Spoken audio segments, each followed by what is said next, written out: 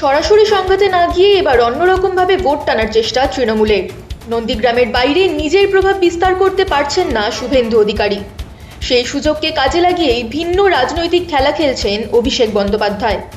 স্বাস্থ্য ও উন্নয়নের মাধ্যমেই ভোট টানার চেষ্টা চলছে তাই। এদিকে সেবাশ্রয়ের পাল্টা জবাব হিসেবে শুভেন্দুর কাছে নেই কোনো পরিকল্পনা।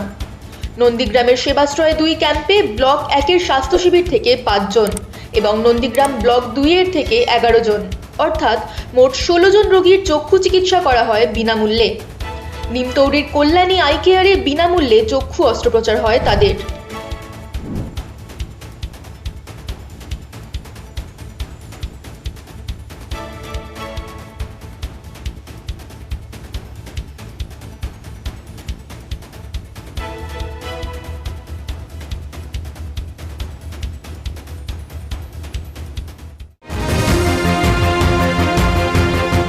মানুষের মন জয়ের মাধ্যমেই তৃণমূল এক পা দুপা করে এগোচ্ছে আসন্ন নির্বাচনের দিকে, যা তৃণমূলের জয়কেও আরও নিশ্চিত করছে।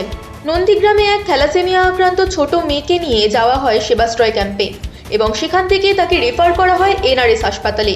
সাথে অসহায় পরিবারকে 50,000 টাকা আর্থিক সাহায্যও পাঠায় অভিষেক ব্যানার্জি। মেয়েটির সুস্থতায় এই ক্যাম্পের জয় জয়কার সারা নন্দীগ্রাম জুড়ে। শুভেন্দুর হিন্দু হিন্দু ভাষণ কি সেবাশ্রয়ের ছোঁয়ায় ফিকে পড়ে যাচ্ছে তাহলে কি সেবাশ্রয়ের পরিকল্পনায় টিএমসিকে ভোটে জেতাবে? তবে দর্শনীয়ভাবে কোন বড় ব্যক্তিত্বকে খাড়া করা হবে শুভেন্দুর বিপক্ষে নন্দীগ্রামে?